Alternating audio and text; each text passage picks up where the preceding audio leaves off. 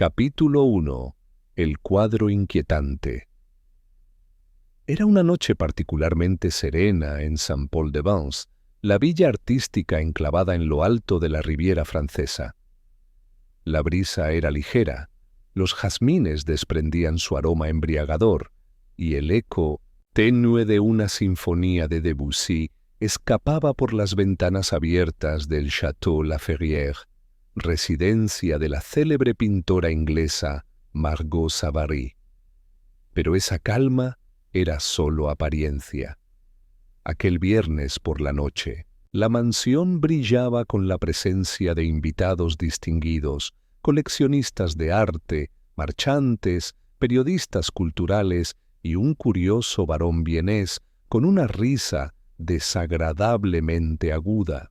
El motivo de la reunión era la inminente exposición privada de la última obra de Margot, un retrato sin título que ella describía con tono críptico como el espejo de una traición aún no cometida.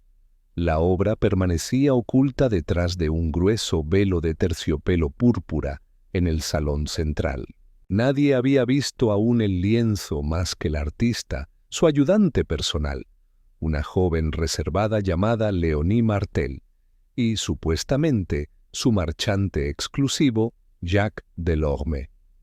A las 11 en punto, Margot pidió silencio con una copa Davis, champán en la mano, caminó hacia el lienzo cubierto y justo cuando su mano rozó la cuerda para revelar la pintura, la luz parpadeó, un crujido eléctrico, un instante de oscuridad.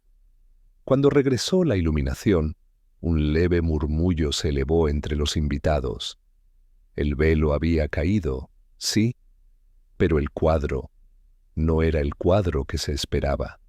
En lugar del retrato prometido, el lienzo mostraba una figura humana borrosa, pintada con colores oscuros y líneas agresivas. El rostro estaba tachado con pinceladas violentas de rojo carmesí, como si el retratado hubiese sido eliminado a propósito. A un costado, una mancha de pigmento parecía sangre que se escurría más allá del marco, rozando incluso el tapiz antiguo que adornaba la pared. Margot palideció. Su copa tembló. Y por primera vez en su carrera, no dijo nada. Uno de los invitados, el crítico Etienne Roussel, se acercó para examinarlo.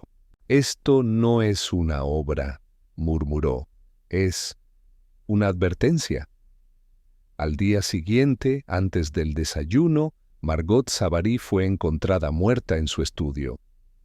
Un frasco de trementina derramado sobre su alfombra persa, una paleta rota junto a su cuerpo, y en su pecho, un pequeño pincel incrustado como si fuera una daga ceremonial.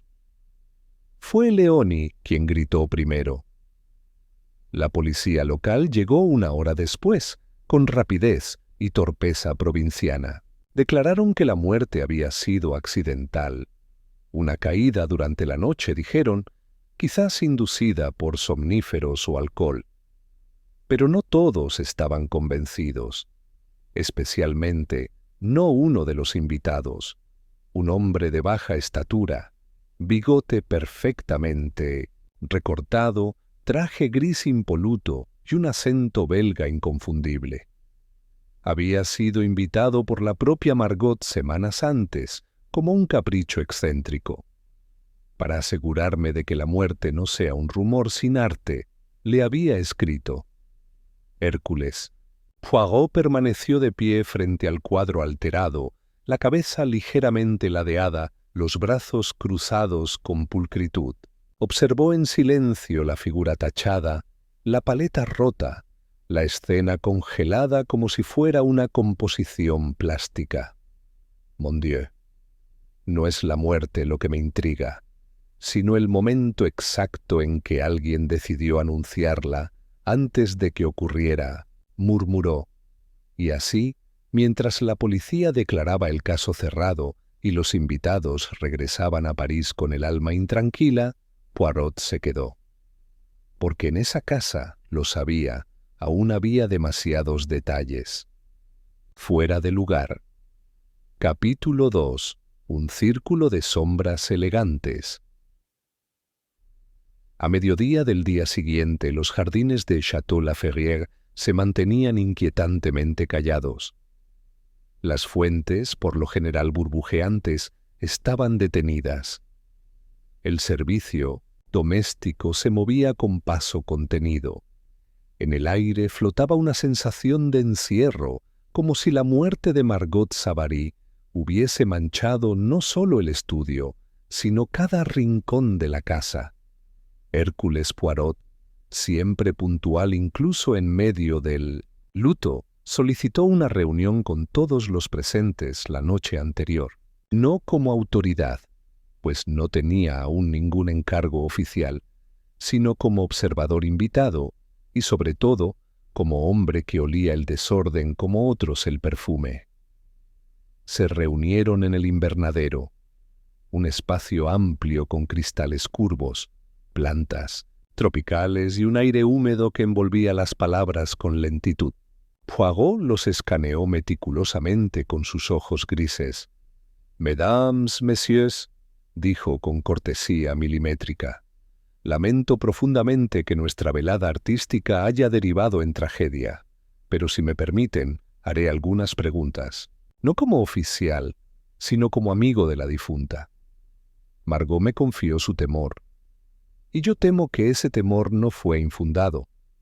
Nadie se opuso abiertamente, aunque algunos rostros mostraron molestia, entre ellos el barón vienés Émile Reisz, quien jugueteaba nerviosamente con el anillo de ónix en su dedo meñique. —¿Temor a qué, Monsieur Poirot? —preguntó Jacques Delorme, el marchante de arte, con voz serena aunque con una sombra oscura en los ojos. Poirot lo miró con suavidad.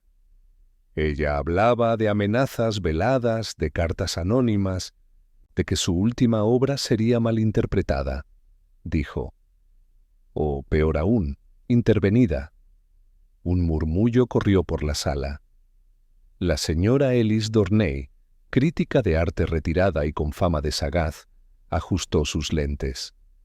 ¿Insinúa usted que alguien alteró el lienzo antes de su revelación? No lo insinúo, madame, respondió Poirot. Lo afirmo. Ese cuadro fue reemplazado o modificado entre el mediodía de ayer y las 11 de la noche. Lo que Margot había pintado no era lo que vimos. Eso. Es imposible, intervino Léonie Martel, la asistente pálida y tensa. Nadie tuvo acceso al estudio sin su permiso. Ni siquiera yo. El caballete estaba cubierto con una tela sellada. Margot tenía la única llave del estudio. ¿Y anoche? Preguntó Poirot con gentileza. Después de la revelación, ella se encerró en su estudio, como solía hacer. Yo subité a las 11:30, pero no respondió. Supuse que necesitaba estar sola. El barón Reisz bufó. ¿Y por qué habríamos de sospechar de alguien aquí? Todos fuimos invitados. Todos tenemos coartadas. Todos tenemos motivos, monsieur, replicó Poirot. O más bien, todos teníamos alguna relación con Margot que pudo torcerse con el tiempo. Un resentimiento, una deuda, una verdad compartida. Hubo un silencio. Poirot prosiguió, dirigiendo la mirada hacia cada uno con precisión quirúrgica. Monsieur Delorme, usted perdió un contrato con una galería londinense por insistir en exponer solo a Margot. Madame Dornay, usted la criticó duramente hace 5 años en Le Monde des Arts, una crítica que ella jamás olvidó. Mademoiselle Martel, usted fue despedida brevemente hace 3 meses por imprudencia, y sin embargo, regresó sin explicación. Y Monsieur Reisz, usted prestó a Margot una suma significativa, ¿no es así? A cambio de una promesa artística que quizás no se cumplió. Los rostros se crisparon, las máscaras educadas empezaron a resquebrajarse. Pero Poirot solo sonrió levemente, sin acusar aún a nadie. Mis células grises necesitan orden, mes amis, y ahora mismo este crimen es desorden. Por eso estaré aquí unos días, no por justicia oficial, sino porque Margot era amiga mía, y su muerte no es ni natural ni accidental. Se levantó con suavidad, alisó su chaqueta impecable y caminó hacia la salida. A partir de mañana hablaré con cada uno de ustedes, a solas, y al pasar junto al retrato alterado, que aún colgaba en el salón bajo una sábana blanca, Poirot murmuró para sí: una obra tachada esconde siempre una obra original. Capítulo 3. Las verdades detrás del esmalte. Al amanecer del día siguiente, el Château La Ferrière respiraba, una calma falsa, como si los muros mismos contuvieran la respiración. El cielo sobre Saint-Paul-de-Vence amanecía con un tono malva y dorado, pero en el interior el aire era espeso, cargado de sospechas no dichas. Hércules Poirot se levantó a las 6 en punto. Su rutina, como siempre, era rigurosamente ordenada. Agua caliente con limón, lustrado meticuloso de los zapatos y 20 minutos de reflexión silenciosa mientras alisaba su bigote frente al espejo. Solo entonces descendió al pequeño comedor, donde el ama de llaves, Madame Gervais, le sirvió un café impecablemente negro. El detective belga ya había solicitado a cada uno de los presentes entrevistas privadas. No lo hizo en tono de interrogatorio, sino como un anfitrión elegante que desea comprender mejor a sus invitados. La primera en llegar fue Léonie Martel. La joven se sentó con rigidez, los dedos entrelazados como si fueran nudos de cuerda. Sus ojos grises evitaban los de Poirot. «Mademoiselle Martel», dijo él con suavidad, «¿cuánto tiempo llevaba usted trabajando con Madame Savary?» «1 año y medio, monsieur. La conocí en una galería en Lyon. Yo trabajaba como restauradora de Marcos». «¿Y ella la contrató de inmediato?» «No», dudó. «Me pidió que la acompañara a París. Dijo que necesitaba ojos frescos para sus nuevas obras. A las pocas semanas me instalé aquí». Poirot inclinó ligeramente la cabeza. «¿Era usted su confidente?» «A veces». Margot era impredecible. Podía confiarte sus secretos una noche y al día siguiente no dirigirte la palabra. Pero sí, hablábamos. Mucho. Especialmente estas últimas semanas. ¿Y qué le preocupaba últimamente? Léonie dudó, bajó la vista. Finalmente dijo: estaba obsesionada con el cuadro. Decía que lo que pintaba no era suyo, que las manos la traicionaban, que alguien o algo estaba interfiriendo. Poirot ladeó la cabeza, intrigado. ¿Interfiriendo? Sí. Una vez me dijo que sentía como si otra voluntad, otra conciencia, guiara sus pinceladas. Como si alguien invisible compartiera su mente. Yo creí que hablaba en metáforas, pero luego empezó a encerrar el estudio. Cambió la cerradura 2 veces. Prohibió que cualquiera, incluso yo, tocara sus pinturas sin permiso. Sin permiso. Poirot no dijo nada por un instante. Luego asintió con lentitud. ¿Y usted entró en el estudio la noche del crimen? No, monsieur. No después de que ella subiera. Le llevé el té, como le dije. Dejé la bandeja en el suelo cuando no respondió. La puerta seguía cerrada. Me fui a dormir. Poirot se levantó y caminó hacia la ventana. El sol matinal apenas rozaba las cúpulas de los cipreses. «Mademoiselle, ¿sabía usted que el pincel encontrado en el pecho de Margot no era de su juego?» Habitual. Leonie lo miró, sorprendida. ¿No?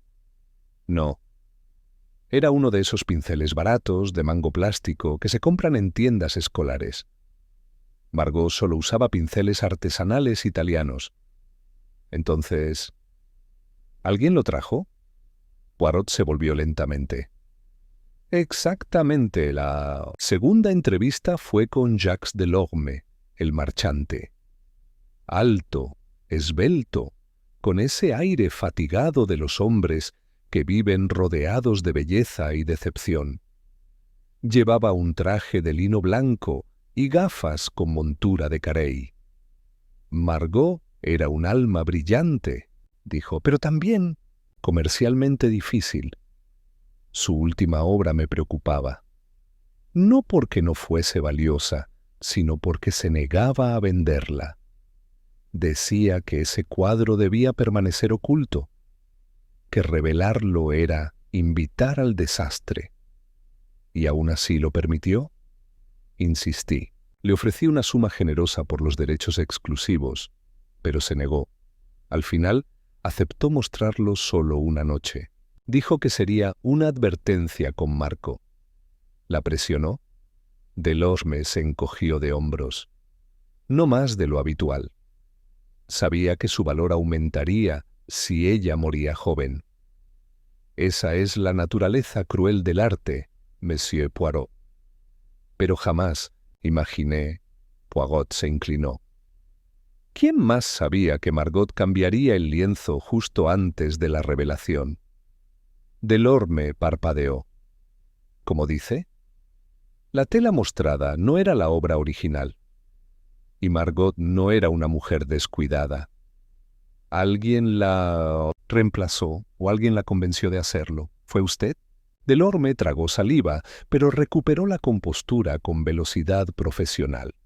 No, monsieur, no fui yo, pero si fue reemplazado, entonces la clave está en quien tenía acceso y quien se beneficiaba de una Margot silenciada. Poirot observó, en silencio, cómo el marchante se marchaba con paso firme.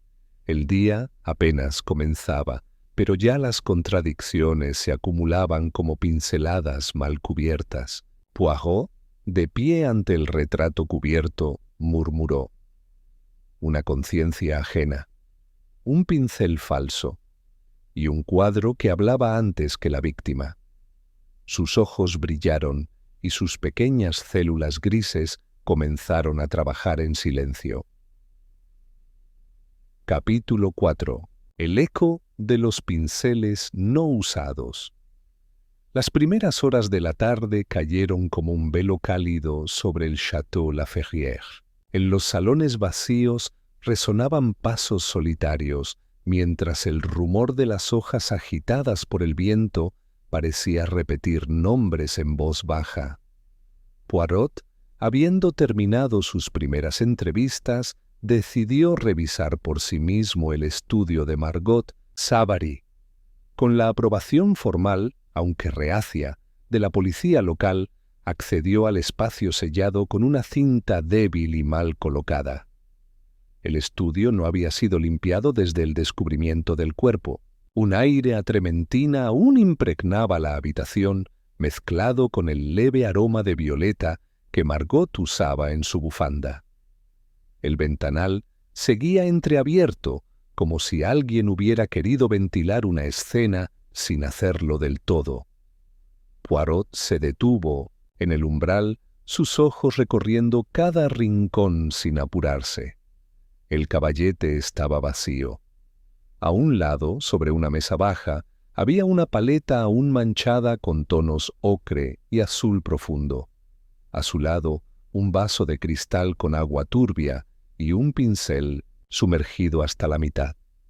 En el suelo, la alfombra persa mostraba una mancha oscura, donde el frasco de disolvente se había derramado la noche anterior. Justo en el centro, el pequeño pincel de mango plástico, ahora embolsado y etiquetado, parecía fuera de lugar, vulgar, ajeno al resto del entorno meticulosamente artístico. Poirot avanzó lentamente. Se agachó junto a la paleta y tocó con un pañuelo uno de los restos de pintura. «Aún fresca», murmuró. Margot pintó algo más antes de morir, pero no este crimen. Se incorporó y se volvió hacia el rincón más alejado del estudio. Allí, sobre una estantería baja, descansaba una caja de madera oscura con inscripciones en latín talladas en su superficie. No estaba cerrada con llave. Poirot la abrió con delicadeza. Dentro descubrió una colección de pequeños bocetos en carboncillo, algunos firmados, otros rasgados por la mitad. Todos retratos. Uno llamó su atención. El rostro de un hombre, impreciso pero con una cicatriz cruzándole el pómulo izquierdo. Lo curioso no era el dibujo, sino lo que había escrito Margot en el reverso. Él no posó. Él apareció. Poirot guardó el boceto en su bolsillo, pensativo. Salió del estudio con el ceño fruncido. En el pasillo se encontró con Elise Dornet, la crítica retirada.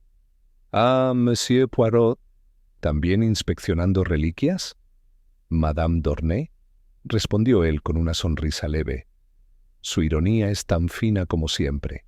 «Dígame, ¿usted conocía a todos los presentes en la velada?»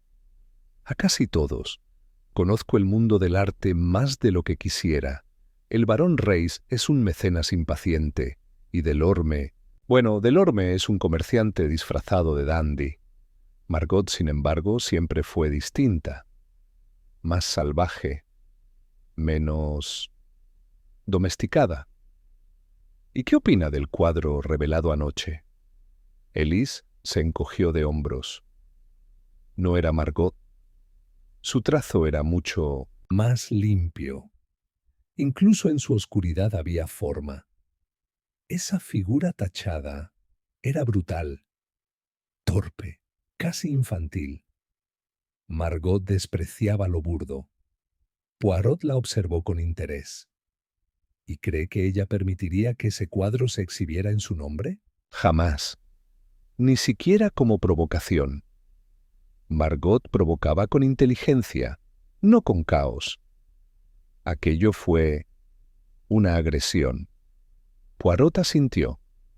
Luego, como al descuido, comentó: «Curioso que nadie recuerde al hombre del retrato inacabado. Un rostro cicatrizado, ojos hundidos». No parecía una invención. Ellie se alzó las cejas. «¿Qué retrato?» «Uno hallado entre sus bocetos privados. Un rostro que, según sus palabras, apareció». La crítica se quedó en silencio por un segundo, demasiado largo. Luego murmuró: «Entonces...» Volvió. Poirot ladeó la cabeza. «¿Quién volvió, madame?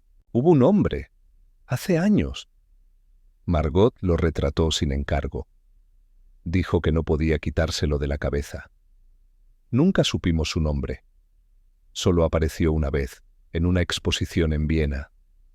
Luego desapareció.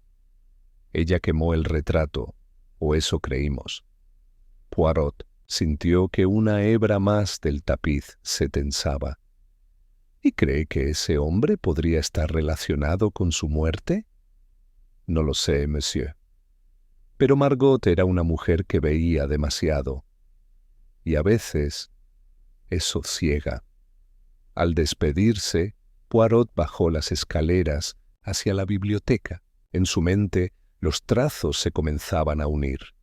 Un cuadro modificado, un pincel barato, un rostro que no debía existir, y la sensación de que la escena del crimen fue puesta en escena. No era un asesinato común. No era siquiera un crimen impulsivo. Era un mensaje. Y él, Hércules Poirot, se preparaba para leerlo. Capítulo 5. El hombre que nunca figuró en los registros. La noche caía sobre el Château La Ferrière con una lentitud ceremonial. Las ventanas reflejaban el último oro del sol, mientras los candelabros se encendían uno por uno, como si la casa no pudiera evitar repetir su teatro nocturno de luces y sombras. Hércules Poirot, con la espalda perfectamente recta y su chaleco, abotonado hasta el último broche, estaba de pie ante la chimenea de mármol de la biblioteca. En su mano sostenía el boceto del hombre con la cicatriz. Los trazos en carboncillo, aunque apresurados, estaban cargados de intención. La expresión era penetrante, casi desafiante. Y la frase en el reverso, él no posó, él apareció, lo inquietaba profundamente. No era solo un retrato, era una advertencia. Minutos después, el inspector René Lemoine, oficial de la gendarmería local, entró en la habitación. Llevaba una carpeta bajo el brazo y una expresión de leve irritación.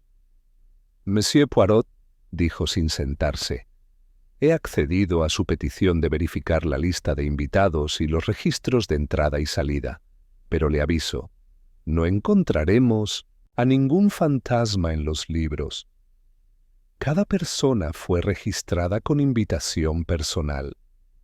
Poirot hizo un gesto cortés con la mano. «Merci, mon inspecteur. Pero como usted bien sabe, los fantasmas sociales rara vez requieren invitación para colarse en una fiesta, sobre todo si nadie lo recuerda claramente después». Lemoine resopló, pero colocó los papeles sobre la mesa. «Aquí está. Invitados oficiales, 24. Personal de servicio, 7. Conductores, 4. Todos verificados». Poirot revisó la lista. Su dedo se detuvo en un nombre: Olivier Maréchal. ¿Este quién es? Un galerista de Marsella. Vino acompañado de su pareja, supuestamente. Pero la descripción del acompañante es vaga. Algunos dicen que era una mujer, otros que un hombre de mediana edad con gafas oscuras. Nadie habló mucho con él, ningún registro de su nombre, y Maréchal no se ha quedado a declarar. Partió a Marsella esta mañana. Poirot asintió, más para sí mismo que para el inspector. Entonces tenemos a nuestro primer invitado invisible. Lemoine cruzó los brazos. ¿Y cree que este sujeto está detrás del asesinato? Poirot negó con delicadeza. No, inspector, pero puede haber sido el catalizador. Quizás no trajo el crimen, pero sí el miedo. Esa noche, Poirot pidió una conversación con el barón Émile Reisz. Lo encontró en el salón de fumadores, solo, con un vaso de coñac sin tocar. «Barón», saludó Poirot. «Perdone que lo interrumpa, pero su memoria podría ser clave para esclarecer lo que ocurrió». «¿Memoria?», replicó Reisz con su acento centroeuropeo más marcado de lo habitual. «Mi memoria está borrosa. No dormí bien. Esta casa está enferma». Poirot se sentó frente a él. «¿Conoció usted a un tal Olivier Maréchal?» «De nombre, sí. Vi una o dos veces en ferias de arte. Un hombre menor, no muy respetado, suele invitarse a eventos que no le corresponden. ¿Y anoche? ¿Lo notó? ¿Lo notó?» «Sí. Llegó tarde, creo. No recuerdo con quién. Parecía nervioso. Evitaba mirar el cuadro, aunque nadie lo había visto aún». Poirot entrecerró los ojos. ¿Cómo supo que evitaba mirar el cuadro si estaba aún cubierto? Reisz se tensó, comprendiendo el desliz. Apretó el vaso con más fuerza. «Una forma de hablar, monsieur. Quiero decir, evitaba la zona del caballete. Caminaba como si supiera que algo no debía estar allí». Poirot no respondió de inmediato. Luego dijo: «¿Usted tenía dinero invertido en Margot Savary?» «Sí», admitió sin rodeos.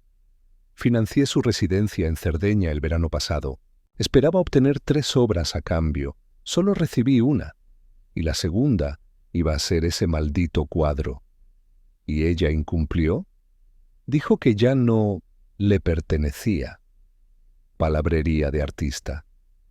Pero la obra era mía, Monsieur Poirot, y ahora está destruida, aunque irónicamente su muerte la ha vuelto invaluable. El detective se levantó, satisfecho por el momento. Gracias, varón. Usted ha sido más elocuente de lo que cree. En el pasillo, Poirot se detuvo frente a una vitrina que contenía recuerdos personales de Margot, medallas, bocetos, cartas antiguas. Una postal sin sello destacaba entre ellas. Escrita con tinta roja, tenía una única frase: «Tu arte no es tuyo. No puedes ocultarme para siempre». Poirot la examinó con una lupa. El trazo era deliberado, la caligrafía temblorosa. Y sin embargo, algo en el estilo le resultaba vagamente familiar. «El asesino no vino a matar por odio», murmuró. «Vino a borrar algo o a impedir que algo saliera a la luz».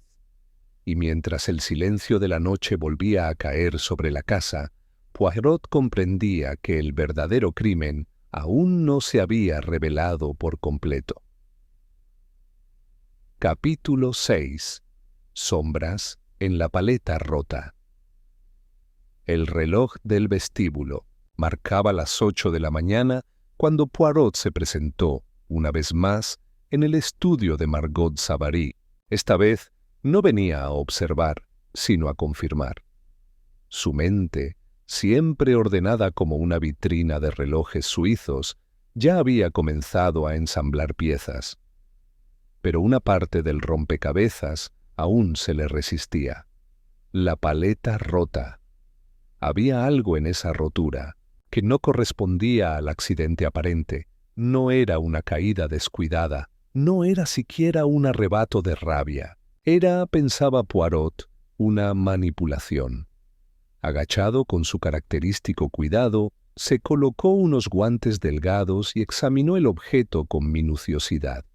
La rotura era limpia, casi quirúrgica. Y lo más curioso, en la madera había restos de pigmento de un tono que no aparecía en ningún otro lugar del estudio. Un violeta opaco, casi ceniciento, que Poirot no recordaba haber visto antes en la obra de Margot. «Un color que no forma parte del crimen», murmuró, «pero que sí formó parte de algo anterior». En ese instante, Léonie Martel apareció en el umbral. Llevaba un abrigo delgado sobre el camisón y el cabello recogido con prisa. «Monsieur Poirot», dijo conteniendo la respiración. «Encontré algo». Le tendió una pequeña libreta cubierta de manchas de pintura. El papel estaba húmedo en 1900, las esquinas como si alguien la hubiese intentado limpiar a medias o rescatar de una caída. Estaba escondida dentro del doble fondo del cajón de pinceles. No sé cómo no lo vi antes. Poirot hojeó con lentitud. La letra era inconfundible, la caligrafía angulosa y elegante de Margot Savary. Anotaciones, frases truncas, dibujos abstractos. Pero lo que llamó la atención del detective fue una línea repetida, escrita con mayor presión. «No puedo seguir. Él exige aparecer. No me deja pintar otra cosa». Poirot cerró el cuaderno con delicadeza. «¿Quién es él, mademoiselle?» Léonie negó lentamente con la cabeza. Margot nunca lo dijo, pero hablaba de él cada vez con más frecuencia. Al principio lo tomé por una alusión a su conciencia artística, pero en las últimas semanas hablaba de él como si lo viera, como si viniera por las noches. Poirot meditó en silencio unos segundos. «¿Y usted no la creyó?» «Intenté hacerlo, pero ¿cómo puede un asistente ayudar a una mujer que lucha contra algo invisible?» Poirot le dedicó una mirada serena. A veces lo invisible no está en el aire, sino en el pasado. Más tarde, Poirot pidió una conversación privada con el personal de servicio. Reunió a Madame Gervais, la ama de llaves, Theo, el jardinero, y Camille, la cocinera. Ninguno de ellos parecía nervioso, pero todos compartían la misma incomodidad. El tipo de inquietud que surge cuando la normalidad se ve rota, aunque no se diga nada abiertamente. ¿Notaron ustedes algo extraño la noche del crimen? ¿Una presencia no habitual? ¿Una figura en los pasillos? ¿Ruidos? Theo, el jardinero, fue el primero en hablar. «Vi a alguien en la ladera trasera, monsieur, justo después de la medianoche. Iba vestido de oscuro y fumaba. No me acerqué. Pensé que era uno de los invitados saliendo a tomar aire». Poirot frunció el ceño. ¿Podría identificarlo? No, pero cojeaba. Poirot tomó nota mentalmente. Una cojera, no mencionada por nadie. Volvió su atención a Madame Gervais. «¿Y usted, madame?» «Vi una silueta bajar del ala este», dijo con voz baja. «Pensé que era la señorita Martel. Llevaba una bufanda de Margot. Pero ahora no estoy segura». «¿La vio claramente?» «No, solo la figura. Caminaba con prisa, hacia el estudio». Poirot agradeció y despidió al personal. Luego se retiró al invernadero, donde la luz natural filtrada a través de los cristales creaba un escenario etéreo. Se sentó en una silla de mimbre, cruzó las piernas y comenzó a repasar mentalmente los elementos reunidos: un cuadro reemplazado, una paleta rota con pigmento desconocido, un boceto de un hombre que apareció, una figura cojeando en la ladera y una libreta con anotaciones que hablaban de una presencia obsesiva. Pero lo más importante era lo que faltaba. Margot era obsesiva con el control. Nunca habría permitido que una obra saliera sin firmar. Y sin embargo, el cuadro revelado la noche de su muerte no tenía firma. Eso, pensó Poirot, no era descuido. Era un mensaje. Al levantarse, murmuró: «El verdadero retrato aún no ha sido revelado, porque su creador no era Margot». Y mientras se alejaba del invernadero, sus pasos eran tan silenciosos como los de aquel visitante que había venido sin nombre, sin coartada y quizás sin rostro. Capítulo 7. La firma que no. Era de Margot. A la mañana siguiente, Poirot solicitó a Jacques Delorme una audiencia urgente en el ala de la biblioteca. El marchante, aunque visiblemente molesto por la interrupción de su desayuno, accedió de mala gana. Llevaba un abrigo claro y un pañuelo de seda púrpura en el cuello. Su elegancia, como siempre, parecía más cuidada que sincera. «Monsieur Poirot», dijo con una media sonrisa. «¿Hemos llegado ya al capítulo de acusaciones?» «No, monsieur», replicó Poirot mientras cerraba suavemente la puerta detrás de él. «Pero sí al de atribuciones artísticas». Delorme alzó una ceja con teatralidad. «¿Atribuciones? Hablo de firmas, mon ami». «De autenticidad». Poirot colocó sobre la mesa un marco sencillo que contenía una reproducción fotográfica del cuadro revelado en la fatídica velada. No la versión original, aún bajo custodia policial, sino una copia tomada por un invitado con su cámara de bolsillo antes de que estallara el caos. Poirot señaló la esquina inferior derecha del lienzo, donde una mancha oscura parecía haber sido limpiada torpemente. «¿Ve esto, monsieur Delorme?» Delorme se inclinó, entre curioso e impaciente. «¿Un borrón? ¿Y no un borrón? Un resto. Hay vestigios de una firma allí». pero no es de Margot. Sus iniciales eran MS en caligrafía vertical. Esto, en cambio, son letras cursivas, inclinadas hacia la izquierda. Y lo que es más inquietante, parecen haber sido hechas con tinta, no con óleo. Delorme frunció el ceño. Eso no tiene sentido. Ningún artista firma en tinta un lienzo terminado. Precisamente, monsieur, porque no es la firma de un artista. Es la firma de un falsificador. Delorme retrocedió ligeramente. Poirot continuó con voz suave pero incisiva. Margot no firmó ese cuadro. Alguien más lo hizo. Y cuando la tinta empezó a desvanecerse por la trementina derramada, ese alguien intentó eliminar el rastro, pero olvidó que las fibras del lienzo conservan memoria, y la tinta, aunque tenue, permanece si uno sabe buscarla. ¿Y usted la buscó? Con la ayuda de una lupa y una lámpara de espectro ultravioleta. Y encontré algo más. Un fragmento de nombre. A. Ver. Suficiente para empezar a cavar. Delorme cruzó los brazos. ¿Y espera que reconozca ese nombre?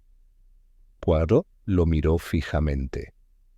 Luego dijo, no, pero sé que usted no lo firmó. Lo que me lleva a una deducción. Si Margot no lo pintó y usted no lo falsificó, entonces ambos fueron usados. El crimen fue una puesta en escena, monsieur. Un acto que requería dos elementos, una víctima dispuesta y una obra sustituta. Delorme palideció. ¿Está diciendo que Margot fue asesinada para ocultar una falsificación?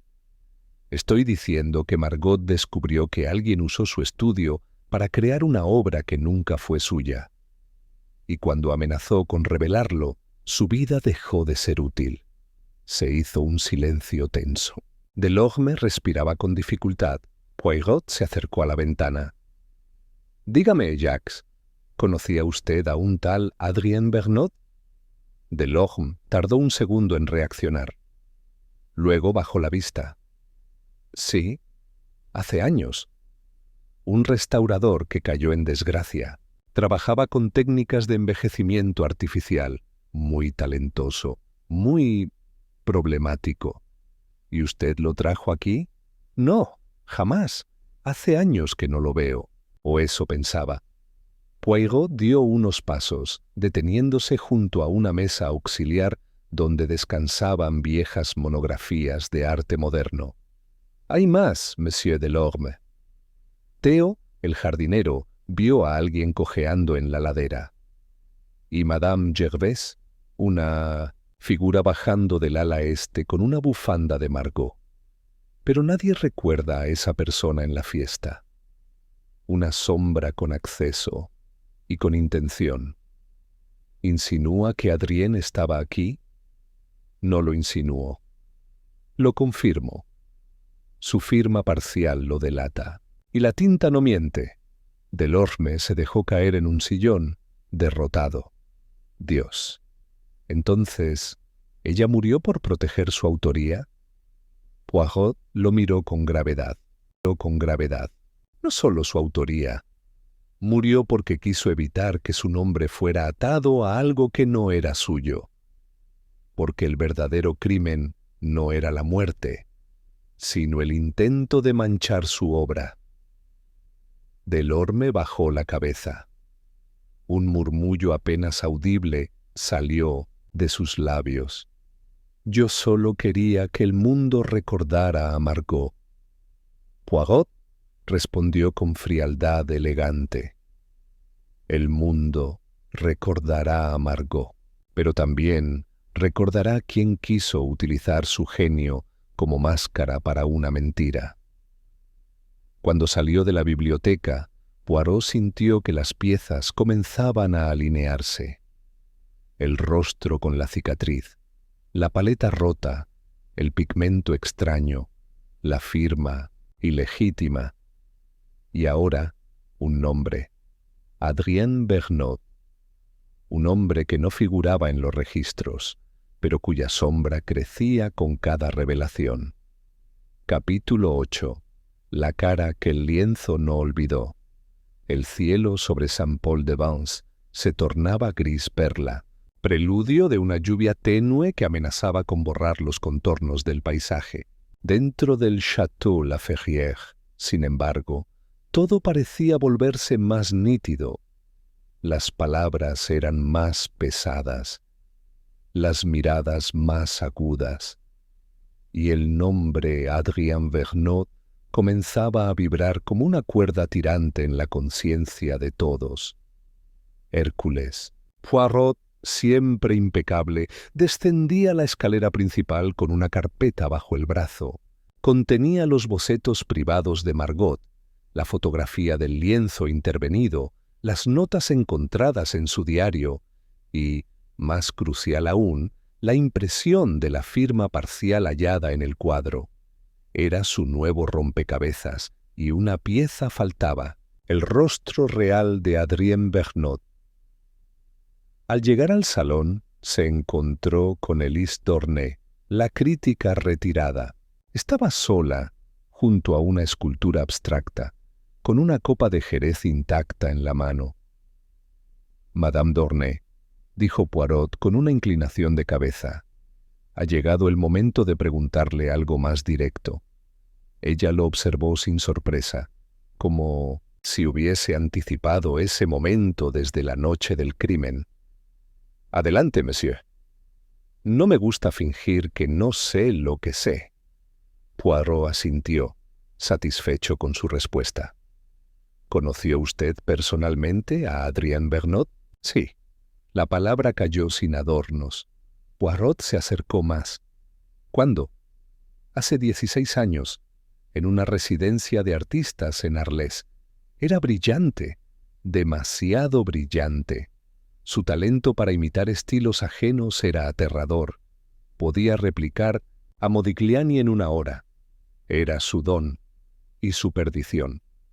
Fue expulsado por falsificación encubierta. Intentó vender una supuesta obra de Soutine que había hecho él mismo. Nadie lo denunció oficialmente. Era más fácil desterrarlo. Y después desapareció. Algunos decían que vivía en Praga, otros que había muerto. Pero hace 3 años, Margot lo vio en una galería en Berlín. Volvió perturbada, no por miedo, sino por algo peor. La sospecha de que él la estaba estudiando. Poirot frunció el ceño. ¿No lo denunció? Margot no era de esas. Decía que los fantasmas no se combaten con policías, sino con claridad. Empezó a encerrarse más, a trabajar en solitario, y su arte cambió. Poirot paseó por el salón, deteniéndose frente a un pequeño retrato de Margot pintado por sí misma. Un autorretrato en tonos grises y vino, donde la figura femenina parecía no mirar hacia afuera, sino hacia adentro. «¿Usted cree?» preguntó. «¿Que él la falsificó?» Élise se encogió de hombros. «No, pero la habitó». Margot tenía una teoría extraña. Decía que los artistas no pintaban solos, que si uno no estaba en control, otro podía tomar el pincel desde la sombra. ¿Y cree usted en eso? Yo creo que Vergnaud necesitaba más que vender una falsificación. Necesitaba que el mundo creyera que ella había pintado lo que él no podía. Su crimen no era económico, era identitario. Poirot guardó silencio. Luego, en voz baja: «Y eso, Madame Dornet, es exactamente lo que un asesino con complejo de autor haría». Antes de marcharse, Élise añadió una frase como al descuido. «Ah, por cierto, Vergnaud tenía una peculiaridad.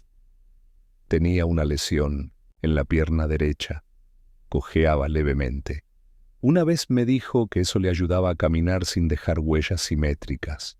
como los animales heridos, decía. Poirot la observó intensamente y luego se marchó sin decir palabra. Esa misma tarde, Poirot caminó hasta el jardín, donde Theo, el jardinero, podaba las hortensias bajo el primer rocío de lluvia. El belga se detuvo junto a él. Theo, necesito ver el cobertizo del fondo. ¿El que da hacia el sendero de cipreses? El hombre lo miró, desconcertado. El viejo invernadero está abandonado. Nadie lo usa desde el invierno pasado. Precisamente por eso, Theo lo condujo. La cerradura había sido forzada recientemente. Poirot lo notó al instante. El interior olía a polvo, papel viejo y trementina. Entre estantes de madera y herramientas oxidadas, Poirot halló lo que buscaba. Un caballete oculto bajo una lona y una caja de pinturas con etiquetas extranjeras. Pero lo más revelador estaba colgado de una cuerda improvisada. Una chaqueta de lino oscuro, con manchas de pigmento violeta, el mismo que se encontró en la paleta rota. Y dentro del bolsillo, un sobre sin remitente, con el nombre Margot escrito a mano. Poirot lo abrió con sumo cuidado. Contenía una fotografía antigua. En ella, una joven Margot posaba junto a un hombre de rostro difuso, una sombra más que una figura, pero en el reflejo de una vitrina al fondo, el rostro era más nítido, un hombre delgado, ojos hundidos y una cicatriz en el pómulo izquierdo. «Voilà», susurró Poirot. El rostro que el lienzo no olvidó. Adrien Bernot no solo había estado en el château, había vivido dentro de su memoria, de sus sombras y de su arte. Pero aún faltaba lo más importante, probarlo. Capítulo 9. La confesión sin voz. Una tormenta fina azotaba los cristales del Château La Ferrière al caer la noche, como si el cielo mismo quisiera borrar las huellas que aún quedaban en los senderos del jardín. Pero dentro de la casa, las huellas eran mentales, impresas en las mentes de quienes aún no sabían que estaban caminando sobre un escenario ya dispuesto. Poirot, encerrado en su habitación, se sentaba frente a un pequeño escritorio. Frente a él, el sobre hallado en el invernadero, la fotografía reveladora, el trozo de firma ilegítima y el cuaderno de Margot con sus últimas anotaciones.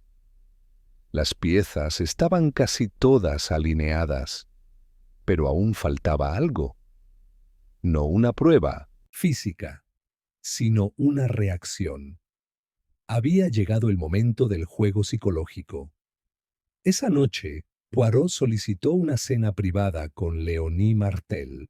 Fue una petición inusual, más aún cuando pidió que se sirviera en el comedor pequeño, con las luces bajas y sin personal presente. La joven asistente llegó puntual, vestida con sobriedad. Su expresión era tranquila, pero sus ojos llevaban el peso de demasiadas noches sin sueño. «Gracias por venir, mademoiselle», dijo Poirot, indicando el asiento frente a él. «Esta conversación, créame, no es un interrogatorio». Léonie se sentó en silencio. «He descubierto muchas cosas», continuó Poirot sirviéndose un poco de vino. «Una firma falsa, una pigmentación ajena, una sombra cojeando en la ladera y un rostro que aparece tanto en un boceto como en una fotografía antigua. Un rostro que no pertenece a ningún invitado, pero que estuvo aquí». Léonie bajó la mirada. No negó nada. No interrumpió. «Margot tenía miedo», dijo Poirot suavemente. «No de la muerte, sino de ser suplantada. De que su arte fuera manipulado por alguien que la entendía demasiado bien. Usted la escuchó hablar de él, ¿verdad? Ella asintió, apenas. Lo vio en sus sueños, o eso decía. A veces dejaba el pincel caer, como si su mano ya no fuera suya. Y usted, mademoiselle, dijo Poirot con tono más firme. ¿Cuánto ¿Tiempo hace que conoce a Adrien Bernot? Un silencio espeso llenó el aire. 4 años, susurró finalmente Leonie. Lo conocí en Marsella. Yo estudiaba restauración. Él daba talleres ilegales. Era brillante. Daba miedo. Pero me enseñó cosas que nadie más podía enseñarme. Lo admiraba. Lo amaba. Aunque él nunca amó a nadie, ni siquiera a sí mismo. Poirot la observaba con mirada imperturbable. ¿Y usted lo trajo aquí? No. Él vino solo. No me dijo que vendría. Apareció el día antes de la exposición, vestido como jardinero. Me dejó una nota. Dijo que necesitaba ver la obra final. Pensé que solo vendría a observarla. No imaginé... Se interrumpió, tragando saliva. —¿Pero usted lo ayudó? —dijo Poirot. Le permitió entrar al estudio. Le proporcionó los pigmentos, quizás la clave del taller. No al principio, protestó Leonie con voz rota. Pero él me amenazó. Dijo que si no lo ayudaba, revelaría cosas de mi pasado. Cosas que destruirían mi carrera, que arruinarían todo lo que había construido con Margot. ¿Y qué hizo? Una noche, me pidió que distrajera a Margot durante 20 minutos. Nada más. No la lastimaré, dijo. Solo quiero añadir un último trazo. Yo creí. Yo quise creer. Poirot se levantó despacio. Caminó hasta la ventana y observó cómo la lluvia formaba ríos sobre los vidrios. Pero no fue solo un trazo. Fue una sustitución. Margot descubrió el engaño, y al enfrentarlo, él no tuvo misericordia. Leonie se cubrió el rostro con ambas manos. No sabía que la mataría, lo juro. Cuando vi la paleta rota, el pincel, su cuerpo, supe que él había venido para destruirla, no para inspirarla. Poirot se volvió hacia ella. ¿Dónde está ahora? Se esconde. En una casa abandonada en la colina de la cantera. Me dejó una carta. Dice que pronto se irá para siempre. Poirot asintió, sin mostrar emoción. Entonces, mademoiselle Martel, ha llegado la hora de hacer lo correcto. Ella levantó la mirada, aún empañada de lágrimas. ¿Confesar? No, dijo Poirot con tono grave? Revelar. Hay una diferencia. Esa misma noche, Poirot informó a la policía. No con grandes declaraciones, sino con hechos ordenados. Ubicación, evidencia, móviles, vínculos. Y una advertencia. No es un asesino común, es un hombre que se cree autor de todo, incluso del dolor ajeno. Tendrán que detenerlo con precisión, no con fuerza. Mientras el reloj marcaba las 11, Poirot regresó a su habitación, cerró las cortinas y murmuró, una confesión sin voz. Y sin embargo, lo dijo todo. Capítulo 10. La última galería del usurpador. La madrugada llegó envuelta en bruma. Las colinas de la Riviera Francesa, por lo general bañadas en un sol tibio al amanecer, despertaron cubiertas por un manto gris que parecía advertir que la verdad no se revelaría sin consecuencias. Hércules Poirot vestía su abrigo oscuro de invierno y llevaba consigo una carpeta de cuero cuidadosamente cerrada. A su lado, el inspector René Lemoine caminaba con paso firme pero silencioso. Subían por un sendero de tierra, flanqueado por cipreses torcidos, hacia una casona abandonada que se alzaba en lo alto de la cantera. Un edificio olvidado por la propiedad, tapiado en partes, con ventanas rotas y enredaderas que trepaban sin pudor. Leonie había proporcionado la ubicación con exactitud. «Allí duerme su vanidad», había dicho. Cuando llegaron, la puerta principal estaba entreabierta. Lemoine sacó su pistola, pero Poirot le hizo un gesto tranquilo. «Mon ami, si lleva usted un arma, que sea la de la lógica, Adrien Vernaud no disparará. Su defensa es otra, la negación». Entraron. El interior era un caos de lienzos, papeles, botellas vacías de disolvente y pinceles de todo tipo. Algunas obras colgaban de sogas improvisadas, y todas mostraban lo mismo: rostros alterados, figuras en proceso de desaparecer, como si alguien hubiese querido borrar la identidad de sus sujetos con cada trazo. Pero en el centro de la sala, iluminado por un tragaluz roto, había un único cuadro cubierto con una tela negra, y frente a él, sentado en una silla de mimbre y vestido con una túnica vieja manchada de pigmentos, estaba Adrien Vernaud delgado, de piel pálida, el rostro anguloso, afilado por los años y por algo más corrosivo que el tiempo, la obsesión. Una cicatriz le cruzaba el pómulo izquierdo. Cojeaba al levantarse. «Messieurs», dijo con una sonrisa cortés, «llegan tarde». Lemoine dio un paso al frente, pero Poirot alzó una mano. «Déjeme hablar». Vernaud extendió los brazos como un anfitrión. Sus dedos estaban manchados de pintura seca. «¿Le gustó el cuadro, Monsieur Poirot?» «No», respondió Poirot con voz neutra. «Porque no era suyo». Vernaud sonrió, como si se esperara esa respuesta. «Todo es mío, no porque lo firmé, sino porque lo provoqué. ¿Acaso el fuego no es dueño de la casa que quema?» Poirot avanzó hasta el lienzo cubierto. «¿Puedo?» Vernaud asintió con un gesto teatral. Poirot retiró la tela. El cuadro era perturbador. Era un retrato de Margot, pero no como artista, sino como víctima.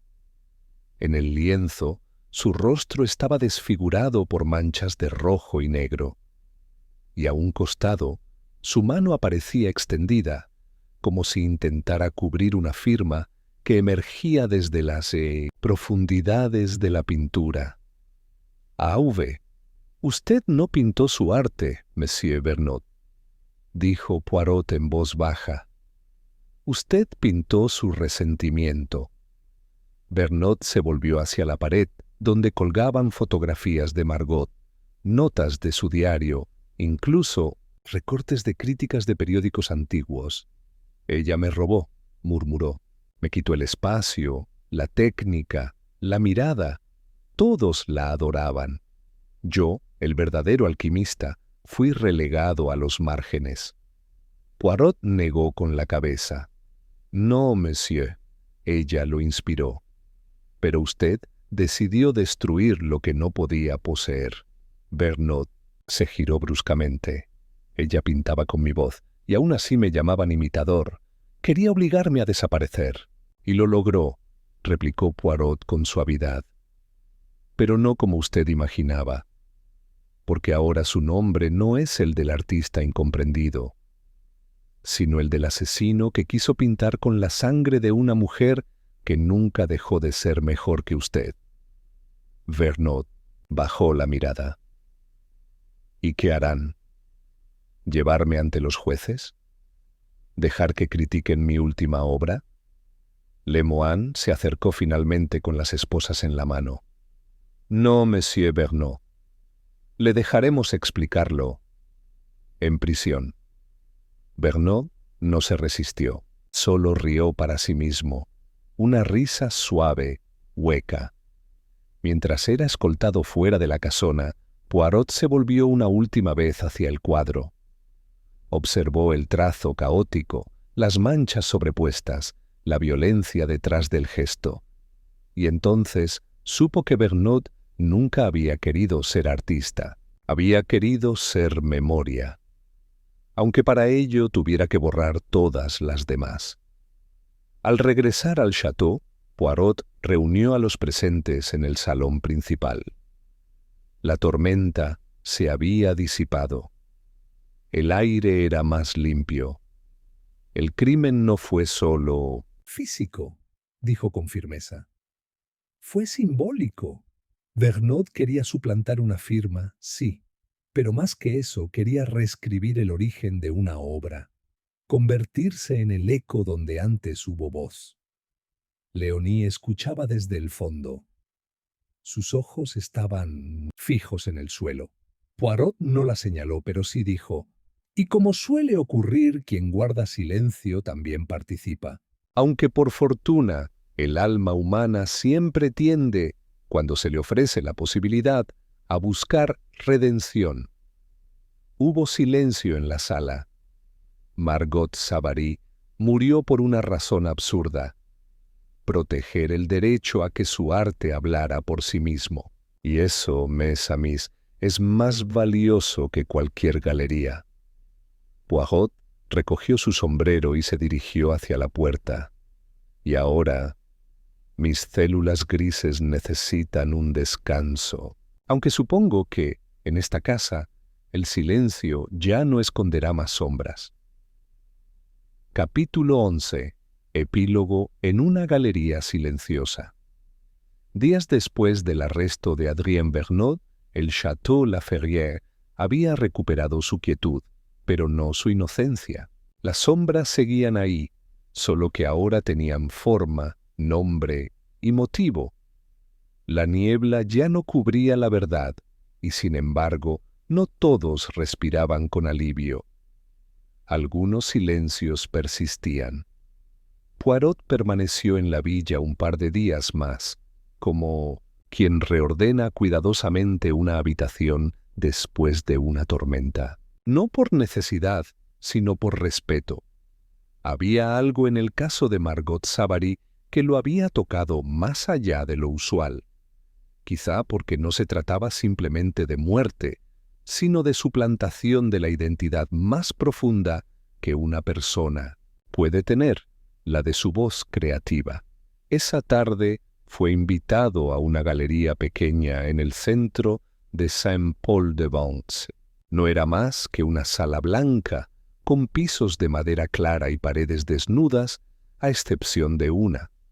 Allí colgaban 6 obras inéditas de Margot Savary, recuperadas de su estudio tras su muerte. Junto a ellas, una placa discreta: obras finales, sin interferencias, sin firma ajena. La exposición, organizada con rapidez por Jacques Delorme, quizá como expiación, quizá como deber, no era abierta al público general aún, pero había algo solemne en la forma en que se dispuso cada cuadro, con un espacio amplio entre uno y otro, como si cada lienzo necesitara su propio respiro. Poirot recorrió la sala en silencio. En una de las esquinas encontró a Elise Dornay, sentada en un banco, con un abrigo gris perla sobre los hombros. Le hizo una leve seña. —¿Le parece justicia suficiente? —preguntó. Poirot ladeó la cabeza. La justicia nunca es suficiente cuando el daño es simbólico, pero sí es necesaria. Margot temía desaparecer, dijo Elise sin mirarlo, y sin embargo, ahora vive más que nunca. —Porque alguien intentó robarle el rostro —respondió Poirot con suavidad—, y al hacerlo, lo inmortalizó. El arte verdadero no necesita defensa, solo exposición. Cruzaron la sala juntos. En una esquina lateral, más discreta, colgaba una última pintura: el retrato inacabado del hombre con la cicatriz. No tenía título, pero había una pequeña nota manuscrita detrás del vidrio: boceto. No aprobado. Poirot se detuvo. Observó cada trazo, no por su técnica, que era admirable, sino por lo que revelaba. no el rostro del enemigo, sino el momento en que Margot lo reconoció como tal. ¿Y Leonie?, preguntó Elise, casi como si la respuesta le pesara. No será procesada, respondió Poirot. Colaboró con las autoridades y sus acciones, aunque erróneas, no fueron motivadas por maldad, sino por miedo. Ha decidido abandonar la restauración. Volverá a Lyon. Creo que desea desaparecer por un tiempo. Como todos los cómplices que no sabían que lo eran, murmuró Elise. Poirot asintió. Y sin embargo, en su silencio hubo un gesto de redención. Ella fue quien puso fin al engaño, y eso, madame, no es poca cosa. Se despidieron con un leve gesto. Poirot caminó hacia la salida, pero antes de marcharse, se volvió una vez más hacia los lienzos. Margot Savary, dijo en voz baja, solo para sí. Sus pequeñas células grises no podrían haber concebido obra más perfecta que la verdad rescatada. En la puerta, el joven curador de la galería se le acercó apresurado con un sobre blanco. «Monsieur Poirot, esto llegó para usted esta mañana, sin remitente». Poirot lo tomó con una ceja alzada. Lo abrió con cuidado. Dentro, una nota breve, escrita en tinta violeta. La letra firme, sin adornos. Gracias por devolverme lo que era mío. M.S. Poirot cerró el sobre lentamente y sonrió. Capítulo 12. El último color en la paleta. El tren a París partía al amanecer, pero Hércules Poirot no se dirigió a la estación de inmediato. En lugar de eso, pidió que lo dejaran en Inns, la pequeña plaza adoquinada frente a la iglesia de Saint-Paul-de-Vence, donde una modesta feria de antigüedades se instalaba los domingos. No era una costumbre suya detenerse en lo mundano al finalizar un caso, pero esta vez sentía que aún había algo sin resolver. Caminó entre los puestos con sus manos cruzadas detrás de la espalda como un coleccionista paciente, pero no buscaba objetos, buscaba gestos, ecos, la clase de señales que no se anotan en informes policiales, pero que, según él, completan la narrativa humana que todo crimen interrumpe. En uno de los puestos más humildes, una anciana vendía marcos antiguos. La madera era vieja, pero bien conservada, con molduras doradas y rincones oscurecidos por el tiempo. Poirot se detuvo ante uno, pequeño, ovalado, con el cristal intacto. No tenía retrato, solo un fondo neutro. «Este marco, madame, ¿de dónde proviene?» «De una casa abandonada cerca de la cantera», respondió la mujer. «El antiguo invernadero. Lo recogí hace días. Estaba entre libros quemados y telas podridas». Poirot pagó por él sin regatear y lo guardó bajo el brazo como si llevara algo precioso. Porque lo era, no por su valor material, sino por lo que representaba. El espacio vacío donde alguna vez hubo una imagen usurpada. Horas después, en el tren a París, Poirot se acomodó en su compartimento privado con el marco sobre la mesa. Fuera, los campos del sur de Francia pasaban como un lienzo de primavera en movimiento. Sacó una libreta de notas y escribió con tinta negra, con esa caligrafía ordenada y precisa que era tan suya como su bigote. La muerte de Margot Savary fue una tragedia doble, la pérdida de una vida y la tentativa de borrar una voz. Adrien Vergnaud no quiso solo matar, quiso poseer, pero lo que uno pinta sin alma no sobrevive al juicio del tiempo. Su crimen fue, en última instancia, su confesión. La prueba de que nunca pudo crear por sí mismo y necesitó invadir la obra de otro para sentirse autor. Lo que me inquieta no es la muerte, sino la facilidad con que casi la olvidan quienes estaban cerca. Un asesinato sin balas, ejecutado con pinceles y silencio. ¿Y el arte? El arte es más resistente que la malicia. Firmado, HP guardó la libreta y sacó del bolsillo interior un sobre, el mismo que había recibido en la galería, con la nota firmada por MS. La letra seguía siendo un enigma. No era Margot, lo sabía. Margot había muerto. ¿Pero quién? Entonces había querido cerrar el ciclo con una gratitud apócrifa. No lo sabría. Y tal vez no debía saberlo. A veces, pensó Poirot, los finales no eran para ser desenmascarados, sino aceptados como un último acto de equilibrio. Cuando el tren se detuvo en Lyon para una breve escala, Poirot observó a los pasajeros subir. Entre ellos, una figura familiar. Léonie Martel. Vestía de forma sencilla, llevaba una maleta pequeña y caminaba con los ojos bajos, como quien ha renunciado a los grandes escenarios. No lo vio. O si lo vio, fingió no hacerlo. Subió a otro vagón. Poirot sonrió levemente. El destino le había ofrecido a ella lo que a pocos culpables se les concede. Un error que no terminó en condena. Y una vida que aún podía pintar sin interferencias. De regreso a su asiento, Poirot observó el marco vacío una vez más. Un espacio donde antes hubo falsedad, murmuró. Y ahora, una oportunidad. El tren avanzó, y con él el último color en la paleta, el del silencio justo. Capítulo 13. El eco que no fue pintado. 3 semanas después del cierre del caso Margot Savary, un sobre sin sello ni remitente apareció sobre el escritorio de Poirot en su apartamento de la Rue des Petits Champs, en París. Lo trajo el portero, con la expresión algo perturbada. No vi a nadie, monsieur.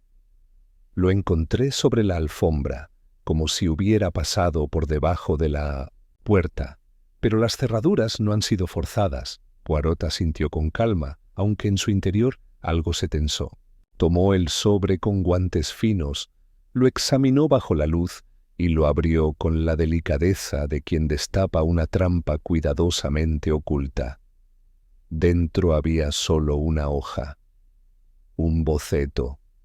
Era el rostro de él, el mismo que Margot había dibujado a carboncillo, el mismo que se encontró entre sus notas privadas, los ojos hundidos, la cicatriz en el pómulo, la expresión que parecía moverse entre las sombras del papel. Solo que ahora alguien había añadido algo que antes no estaba. Un segundo rostro, detrás, casi superpuesto. Una figura apenas delineada, más joven, sin cicatriz, pero con una expresión idéntica. Y una frase escrita al borde inferior, en Minows, tinta negra. El original nunca fue uno. Poirot se quedó largo rato observando la imagen. No porque temiera una amenaza, ya había recibido otras, y peores, sino porque comprendía que aquello no era una advertencia. Era una invitación, un desafío, una capa más en una obra que él había dado por terminada. Pero el crimen verdadero, pensó, rara vez termina con el arresto del culpable. El mal que inspira a crear destrucción suele sobrevivir al criminal. Guardó el boceto en una carpeta especial, la que reservaba para los casos que no se explicaban con lógica sola. Casos donde lo emocional y lo simbólico superaban a lo físico.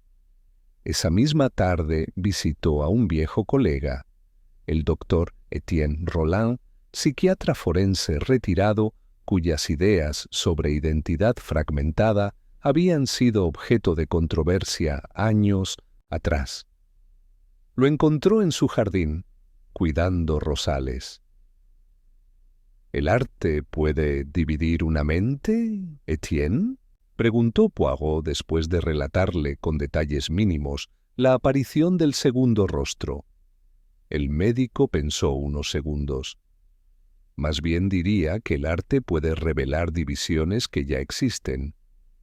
Hay personas que no crean, liberan. Lo que pintan no viene de su técnica, sino de su subconsciente. A veces lo que aparece en el lienzo no es algo que hayan elegido, es algo que los eligió a ellos.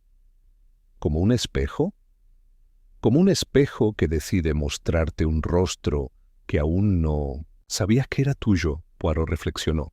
¿Era posible que Adrien Verneau no solo hubiera falsificado a Margot, sino que también se hubiera duplicado a sí mismo en algún momento? ¿Un aprendiz olvidado? ¿Un hermano? ¿Una parte de sí que no controlaba? ¿O acaso, más inquietante aún, una réplica artística que cobraba voluntad propia? Volvió a su apartamento al anochecer. El boceto seguía allí, igual de inquietante. Encendió una vela y la colocó junto al marco ovalado que había traído de Saint-Paul-de-Vence. El marco aún estaba vacío. Poirot, sin saber muy bien por qué, colocó el nuevo boceto dentro, encajaba a la perfección. Y de inmediato el retrato pareció cambiar, no en forma, sino en presencia, como si al completarse el ciclo, el marco vacío y el rostro duplicado, algo hubiera regresado a su sitio, algo que no debía haber sido liberado. Poirot dio un paso atrás. Se quedó en silencio durante varios minutos.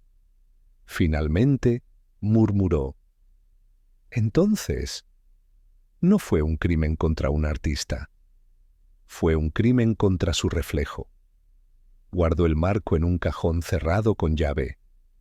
Y esa noche, por primera vez en muchos años, Poirot dejó una luz encendida en Minos, su salón. No por miedo, por respeto. Capítulo 14. El cuadro que pintaba de noche.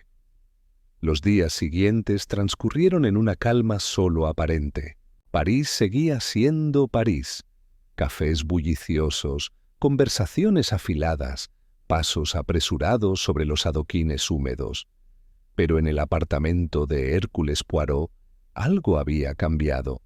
La paz ordenada de sus rutinas se había tornado expectante, como si su espacio, tan meticulosamente dispuesto, albergara ahora algo que desentonaba con su equilibrio. El boceto encuadrado, el que mostraba dos rostros superpuestos bajo la inscripción «El original nunca fue uno», no había sido tocado desde que fue guardado. Y sin embargo, a Poirot le parecía que cada vez que lo miraba, los rasgos del segundo rostro se volvían más nítidos. No podía explicarlo. No creía en lo sobrenatural, pero tampoco creía en coincidencias sin propósito. Esa noche, como si su instinto lo guiara, se levantó poco después de las 3 de la madrugada. No por un ruido, todo estaba en silencio, sino por una inquietud precisa, como la sensación de haber olvidado cerrar una puerta importante. Fue directamente al salón. La lámpara que había dejado encendida brillaba débilmente sobre la superficie del aparador, y el marco ya no estaba en su sitio.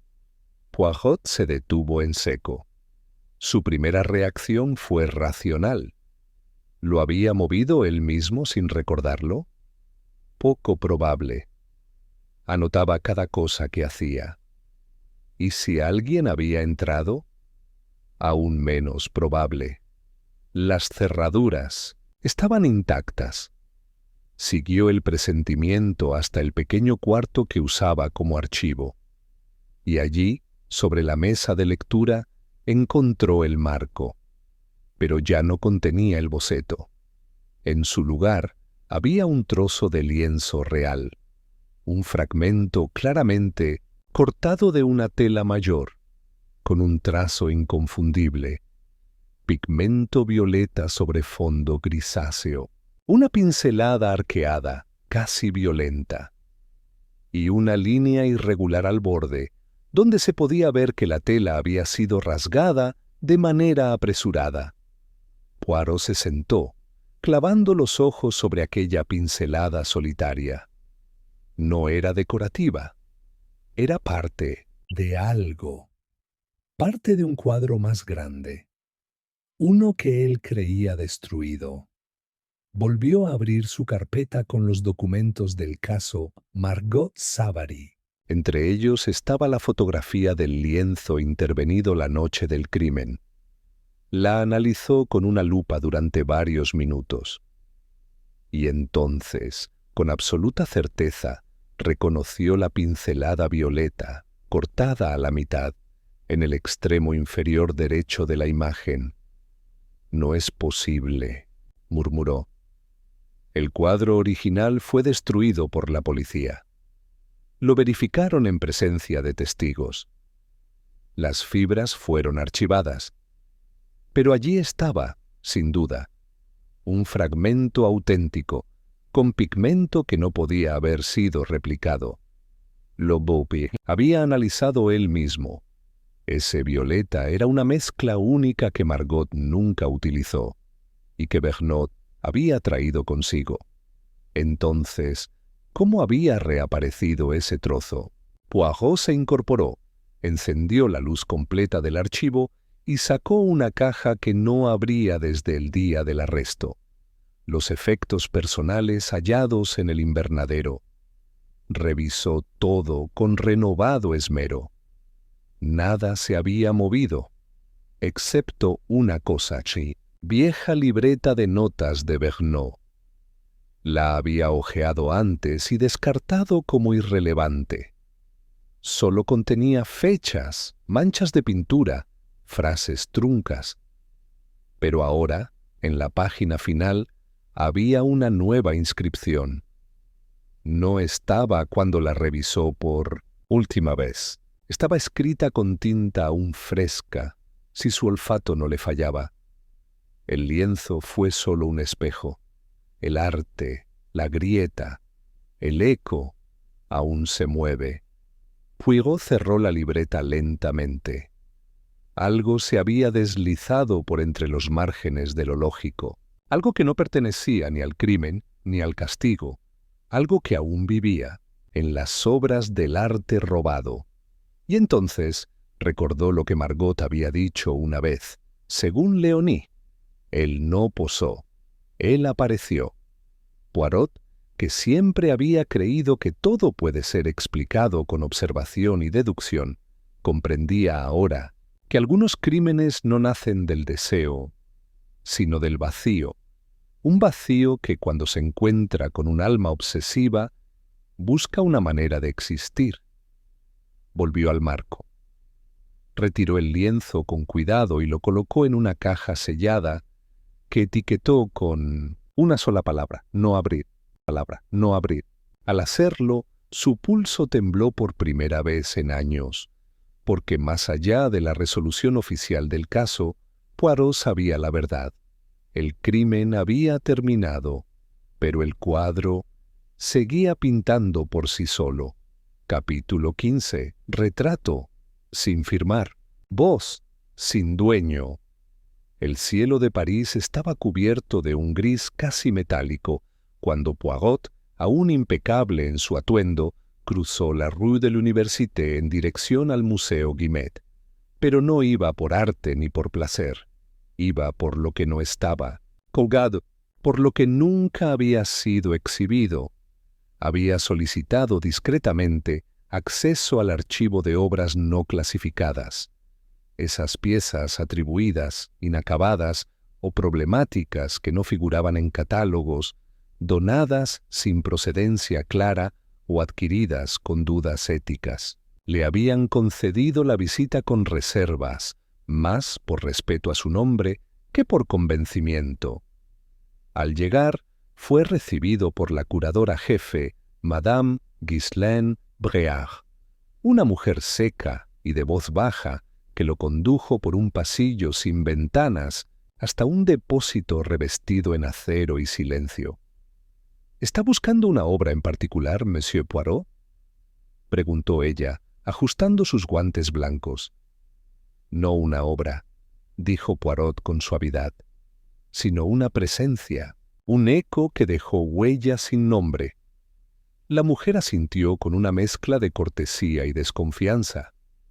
Le indicó una hilera de estantes rodantes llenos de lienzos cubiertos, marcos sin numerar y cajas sin etiquetas.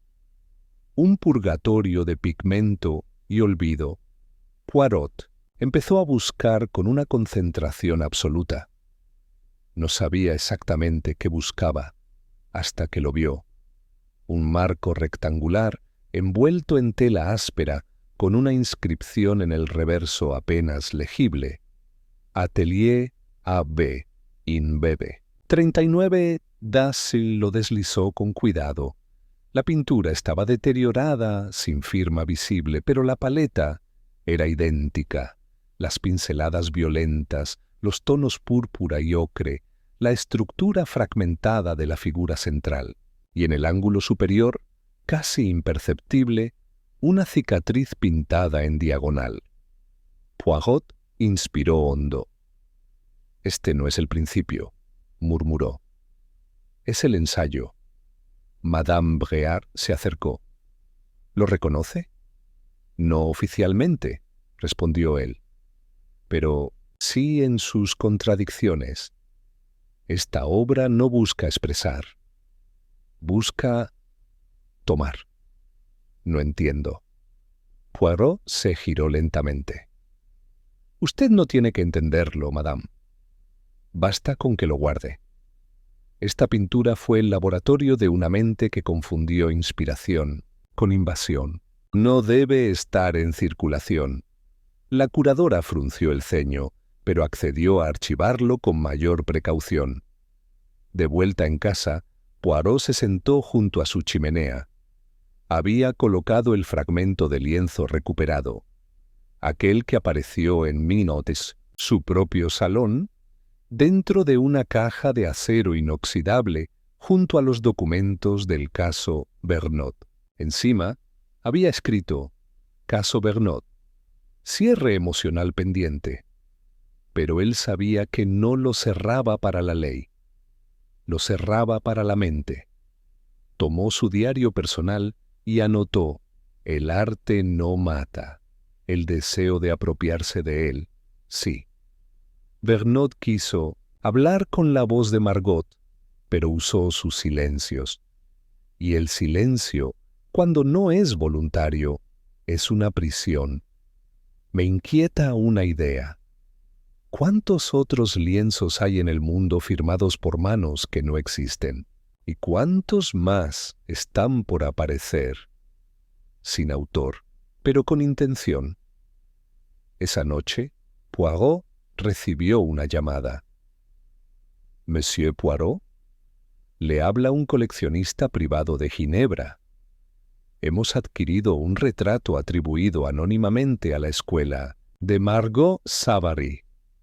Un restaurador sugiere que hay otra figura oculta bajo las capas. ¿Podría usted...» Poirot interrumpió con cortesía.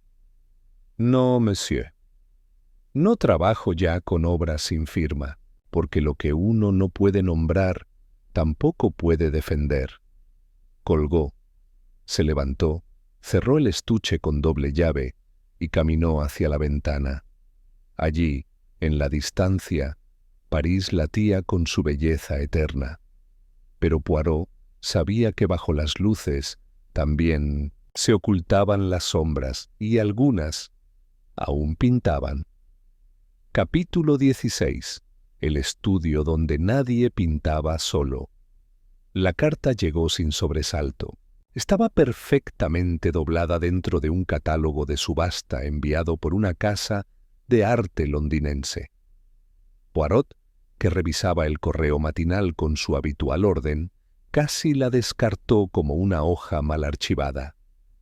Pero al abrirla, la familiaridad del trazo lo detuvo. Era la misma caligrafía de la nota anterior. Solo 3 líneas esta vez. No todos los estudios tienen paredes. Algunos viven dentro. La próxima exposición será sin público, pero con testigos. No firmada, no fechada. Poirot, sin decir palabra, dejó la hoja sobre la mesa de desayuno y se puso de pie. Caminó hacia el estante donde había guardado el archivo del caso Vergnaud. Abrió la caja sellada y retiró el fragmento de lienzo.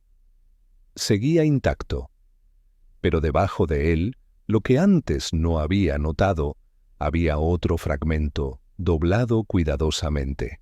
Era una tela fina, amarillenta, con apenas una línea pintada. Un ojo. El mismo estilo obsesivo de Vergnaud, pero más detallado, más reciente. Lo estremeció un pensamiento. Alguien seguía pintando bajo la identidad de un crimen resuelto. Decidió actuar. Envió 3 telegramas. Uno a Madame Ghislaine Breard en el Museo Guimet, solicitando acceso urgente a los registros de préstamos temporales. Otro al inspector René Lemoine, pidiendo discreción y colaboración. Y el último a un marchante de arte en Ginebra, un viejo conocido que se especializaba en obras recuperadas de colecciones privadas. El día siguiente, una respuesta lo dejó frío. Una exposición itinerante bajo el nombre L'Héritage du Silence. El legado del silencio había comenzado discretamente en Ginebra, organizada por una fundación sin rostro. Todas las obras eran anónimas, algunas firmadas con iniciales inventadas, otras simplemente marcadas con símbolos abstractos. Pero uno de los catálogos mostraba un retrato que Poirot conocía de memoria. El rostro de Margot. No una reproducción exacta, sino una reconfiguración. La cabeza ladeada en el mismo ángulo, la mirada vacía, las sombras, fieles. La firma en la esquina era simplemente un punto negro. Poirot tomó el primer tren a Ginebra. Allí, en una galería subterránea en la Rue du Rhône, lo recibió un joven curador de voz vacilante. La exposición estaba en pleno montaje. No se permitiría el acceso al público hasta el día siguiente.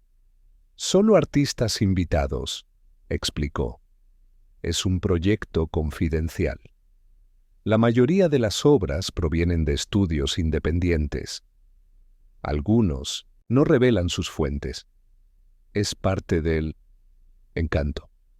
Poirot pidió ver la lista de piezas. Bajo el número 24 figuraba Resonance. Témpera sobre lino. Donación anónima. Procedencia. Taller no declarado. Pidió verla. Lo llevaron a una sala, en penumbra. Y allí estaba. No era Margot. Y sin embargo, sí lo era. No era un retrato. Y sin embargo, se movía. No literalmente, por supuesto, pero algo en la forma en que el rostro parecía resistirse a ser contenido, algo en la técnica, una mezcla de capas deliberadamente imperfectas, transmitía la misma inquietud de los cuadros falsificados por Vergnaud. Pero esto era más refinado, más peligroso, como si alguien hubiese aprendido de su caída y ahora pintara no para robar, sino para desdibujar. Poirot se acercó lentamente. Sus ojos recorrieron cada trazo, cada sombra. El rostro estaba hecho para parecer incompleto, como si esperara que el espectador lo terminara mentalmente. Y allí comprendió el horror.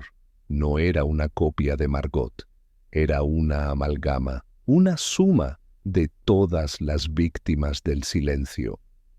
La obra no se firmaba porque no era de nadie, y por tanto podía ser de todos. Al volver al hotel, Poirot se encerró en su habitación, escribió una nota breve y la selló con cera roja. He resuelto muchos crímenes, pero este no termina con un culpable. Termina con una idea. Vergnaud fue solo un prólogo. Lo que continúa es el contagio. Guardó la nota con su archivo personal más reservado y encendió la luz. La dejaría encendida otra noche más, porque sabía ahora que el crimen ya no necesitaba armas. Solo una mano, un trazo y alguien dispuesto a ver. Capítulo 17. La exposición, que nadie inauguró. La madrugada de la inauguración, una fina llovizna caía sobre las calles de Ginebra. El cielo era de un gris húmedo, translúcido, como una hoja de papel mojada antes de escribir. En la galería subterránea de la Rue du Rhône, la instalación del Héritage du Silence estaba completa. 43 obras, sin nombres, sin biografías, sin contexto. Solo títulos sugerentes. Réplica sin eco. Presencia en ausencia. Firma en negativo. Y en el centro, bajo un foco de luz tenue, estaba el cuadro número 24. Resonance no tenía marco. No tenía cristal protector, no tenía firma, y sin embargo, tenía la atención de todos. Al llegar antes de la apertura, Hércules Poirot encontró a la galería cerrada, los vidrios empañados, pero no por la lluvia. Desde dentro se veían borrosos, como si alguien hubiera soplado contra ellos una y Otra vez, el portero al verlo palideció. Monsieur Poirot, alguien ha entrado anoche. No se forzó la puerta, pero algo ocurrió. El detective pidió entrar. Lo que vio lo perturbó más que cualquier escena del crimen tradicional. Las paredes estaban intactas, las luces encendidas. Ninguna obra había sido robada, pero todas habían cambiado. Cada lienzo, cada trazo había sido alterado de alguna manera. Pequeños detalles, sutiles, pero evidentes para un ojo como el de Poirot. Una sombra donde no había, una expresión que antes no existía, una firma ahora visible en las esquinas inferiores de 5 pinturas, la misma firma, 2 puntos negros, separados, no alineados. El cuadro central, Resonance, ya no era el mismo. La figura femenina había girado su cabeza, ya no miraba al vacío. Miraba directamente al espectador. Poirot, solo frente a esa mirada, sintió algo que no podía categorizar. No miedo, no asombro. Algo más primitivo. Una invasión mental. Como si el cuadro supiera más de él de lo que él había querido admitir. El curador, joven y pálido, llegó minutos después, balbuceando. No sabemos. ¿Cómo ocurrió? Las cámaras no registraron entradas, no hay registros de movimiento, pero algo pintó de noche. Pintó de noche. Poirot no respondió de inmediato. Luego caminó hasta la parte trasera de la sala, donde se encontraba el tablón de información de la exposición. Allí, alguien había dejado un papel manuscrito. Sin firma. Solo una frase. El arte no imita la vida. La sugiere hasta que alguien la completa. Esa tarde, la policía clausuró la muestra. El equipo de restauradores intentó verificar qué pigmentos habían sido añadidos. Ninguno coincidía con las fórmulas originales. Algunos reactivos no identificaban los compuestos. Era como si las alteraciones hubieran sido pintadas con material inexistente. Las obras fueron embodegadas por orden judicial. Pero Poirot sabía que el crimen no había sido la alteración. El crimen era la respuesta que se provocaría al verlas. El contagio continuaba. De regreso en su hotel, Poirot recibió una llamada. Provenía de Londres. La voz al otro lado era apenas un susurro. «Monsieur Poirot, ha llegado a nuestras manos un retrato fechado hace 3 días. Es un autorretrato, firmado solo con 2 puntos. El rostro es de una mujer muerta desde hace semanas». Poirot cerró los ojos. Margot. «¿Dónde está el cuadro ahora?», preguntó, con la calma helada de quien ya conoce la respuesta. «Se vendió esta mañana». A un comprador anónimo. Pagó en efectivo. No dejó dirección. Poirot colgó sin decir más. Fue hacia su escritorio. Abrió su cuaderno de casos y escribió con trazo firme: «El crimen ha abandonado la escena». Ya no se esconde en habitaciones selladas, ni en armas, ni en móviles. Vive ahora en los lienzos. Y lo peor de todo, el asesino. No necesita volver. Guardó el cuaderno. Y por 3ª noche consecutiva dejó todas las luces encendidas. Capítulo 18. El Museo de Obras que nunca fueron pintadas. El invierno llegó temprano a París. La bruma baja en la Rue de Petit Champ era tan espesa que desde la ventana de su apartamento Poirot apenas distinguía los contornos del edificio de enfrente.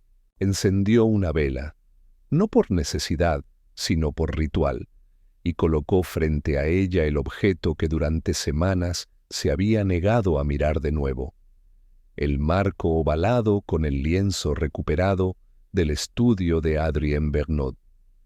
Seguía allí, inmóvil, incompleto, y sin embargo, cada vez más presente, una línea, una curva apenas pigmentada, y ese vacío a su alrededor que más que ausencia parecía espera. Pero esta vez Poirot no se detuvo a observarlo. En su escritorio reposaban 3 informes, uno de la Interpol, uno del Museo Guimet y otro de una conservadora de arte de Edimburgo. Juntos formaban la pieza final del rompecabezas. La revelación no estaba en las pinceladas, estaba en los silencios.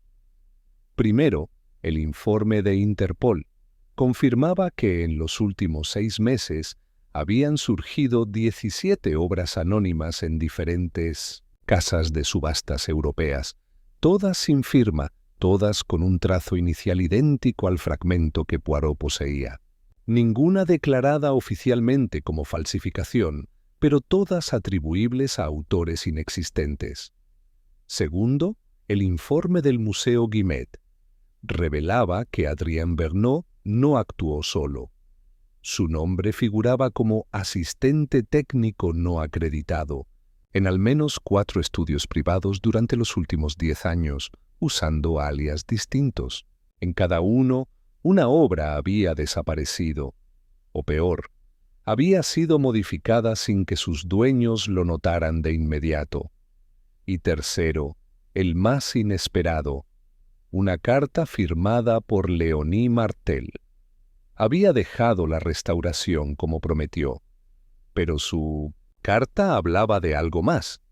Había reconocido una técnica secreta que Vergnaud había enseñado a su círculo más cercano: la emulsión del borrado, un procedimiento que no crea arte, sino que lo devora, una técnica para retirar identidad de un lienzo, dejando un espacio perfecto para que otro la ocupe. Él no enseñaba a pintar, Poirot, escribió Léonie. Él enseñaba a poseer. Y entonces Poirot comprendió. Vergnaud había muerto con el cuerpo de un criminal, pero su obra, no la plástica, sino la conceptual, seguía viva, no en lienzos colgados, sino en todos aquellos artistas anónimos que usaban su método, que firmaban con puntos, con espacios, con ausencia, personas que no querían crear, sino ser recordadas como si lo hubieran hecho, una red sin centro, un crimen sin ejecutor único, una idea diseminada como un virus, silenciosa y seductora. Aquel fragmento en su marco no era parte de una pintura, era una semilla. Poirot se puso de pie. Caminó hacia la chimenea y encendió el fuego. Por un momento dudó. Sus principios no eran destructivos. Las evidencias se conservan, las piezas se ordenan, pero esta vez era diferente. Tomó el marco, lo sostuvo con ambas manos y lo arrojó al fuego. La tela se encogió en segundos. El pigmento crepitó como si resistiera. Y en el último destello del trazo violeta, Poirot creyó, por un instante, que el ojo en el lienzo había pestañeado. Solo un reflejo, sin duda, pero suficiente. Cuando todo quedó reducido a cenizas, se sentó junto al fuego y escribió una última entrada en su cuaderno. Este no fue un crimen de pasión, ni uno de venganza. Fue un crimen de identidad, cometido no contra una víctima, sino contra la verdad de lo creado. Vergnaud no quería firmar la obra, quería convertirse en la idea detrás de todas las firmas, pero las ideas, incluso las peligrosas, mueren cuando no tienen forma, y este fragmento ya no la tiene. Cerró el cuaderno. Lo guardó. Esa noche no dejó ninguna luz encendida, porque, por primera vez en semanas, sabía que el estudio estaba vacío y que nadie más pintaba allí.